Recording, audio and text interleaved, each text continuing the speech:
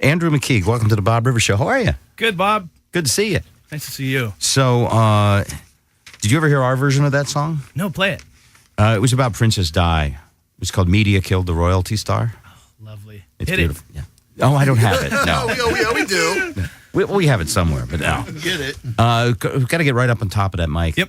You know, I know you shouldn't have to duck Somewhere your in head here. like that. Yeah. Okay. We got people for that. So, how's it going?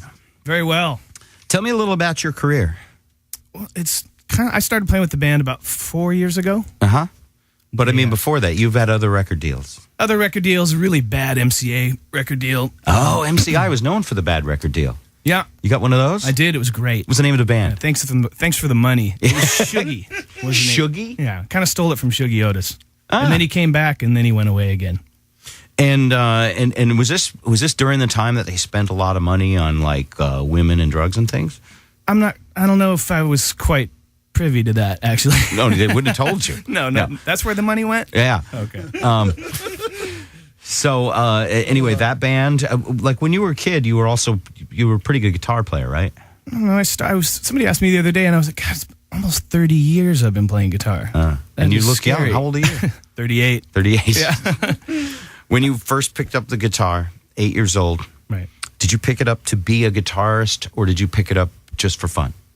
No, I wanted to be a rock star. You did? Okay. Oh, yeah, for sure. Who did you admire? I think everybody does, and I think it's kind of baloney when they act like they don't want to be one. You know? You mean like a guy named Vetter or Sure. something Well, no, rhymes with Vetter? I don't know. He's a cool dude, so he's kind of he gets a See, nobody will he gets a diss pass Eddie. on that one. Kiss on Eddie. Yeah. No, but I mean, he's taken that attitude that I don't like. And by the way, he's done some great things. Yeah, but doing I think that for sure when you're 10 or 11 years old and you see rock and roll on TV for the amount of rock and roll that was on TV then, for sure that's what you wanted to do. Yeah.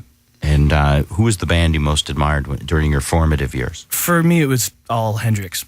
Jimi Hendrix. Yeah. To watch like Jimmy plays Berkeley, the kind of movies. I did anything you could Yeah. rent at the Yeah. whatever the video store was called back then when you used to just rent a Betamax tape. Now, did you ever envision there would be a time when you wouldn't have to tune a guitar, or is it? That I did not. Yeah. In fact, the tuning, and this is one of my worries about the auto-tune guitar, but is that it right there? This is it, man. It looks like a regular guitar. It is a regular guitar. Hold on. Don't show me the underside yet.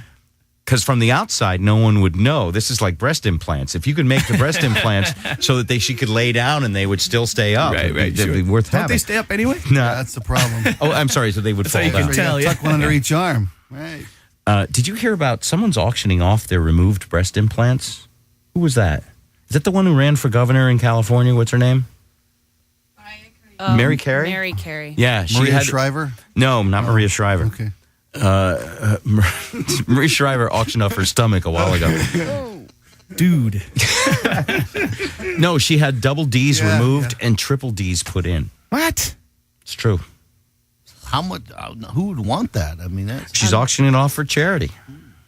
Anyway, back Can I to buy you. just one or Back not to buy the Andrew pair? McKeag. This might be way more interesting. So the auto-tune guitar, Right. like back when I was in a band, and we sucked, by the way. We wanted to be rock stars too, I confess. We had no way of ever achieving that. You would separate a guitarist early on by the ones that could tune their guitars and the ones that couldn't, because a lot of people don't hear pitch as well as other people do. I'd agree with you there. And there's criticism of, for example, of the vocal pitch correction that goes on in records today. And I think it's an art form. In some cases for background vocals and for certain tweaks, so you don't have to redo a take a bunch of times, can be handy. But some people basically just electronically flatline their vocal in terms of pitch. Yeah. It sounds crappy. So is this cheating or is this it's just a convenience? Well, I think it's a convenience. I mean, I've played around with it a little bit for a week or so, and it's fun. It's really fun when you're sitting there. I've had to learn a whole bunch of Bob Dylan songs. We did a tribute thing at the Tractor Tavern the other night, and being able to switch tunings and change stuff, if it's a half step down or anything like that, you can just do it real Oh, super quick. no. You mean you can flip a half step like that? Oh, yeah, you can just tune it to E flat. That's good for people that can't afford 8 guitars and a roadie to keep them constantly tuned. And a crowd that's got to sit there while you retune your guitar. Yeah, that's right. Okay. Well, that's part of it too. Is I think when you've been playing for a long time, you get really used to just tuning it yourself. And so for me, it was sort of an adjustment. But now, did Gibson? Did they make a bunch of different kinds?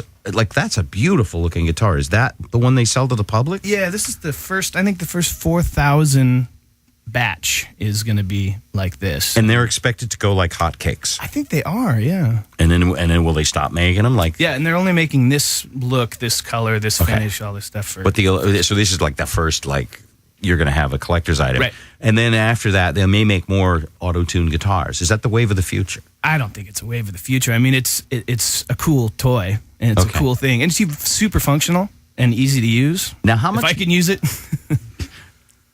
And even the guy, upstairs.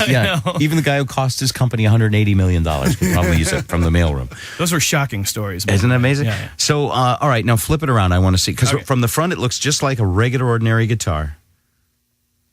And there you go. Wow. There's these little... It's great radio, isn't it? Well, yeah. Wow. For you folks at home, perhaps describing something that looks wow. It looks like the back of wow, the guitar. she's removing her top. Whoa. So what it looks like is little rolls of like you had a little like sockets, like ratchet sockets, like a little ratchet caramel like tuners size with distended growths. Yeah, right. And now they're electronic, right? But it's also small. You don't see any of it. No, and they're really light, so there's no extra weight to the guitar either. So as far as you're concerned, playing it, no difference. Feels all right, like now how do you control it? Well, they have what they call the master control knob. Show me that thing right here. Oh, look at that. So, and you set so what you do? Yeah. What tuning do you want? The stringy kind. How about I don't know. How about the drop D? Drop D. Okay.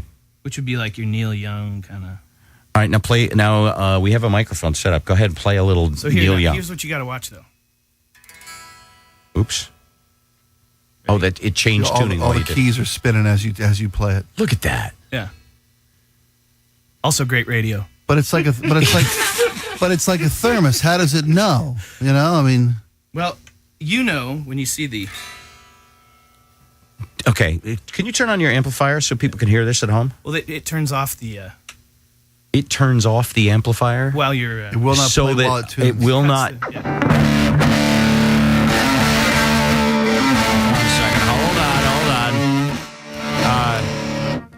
Turn that. I never thought I'd say this. Turn that down.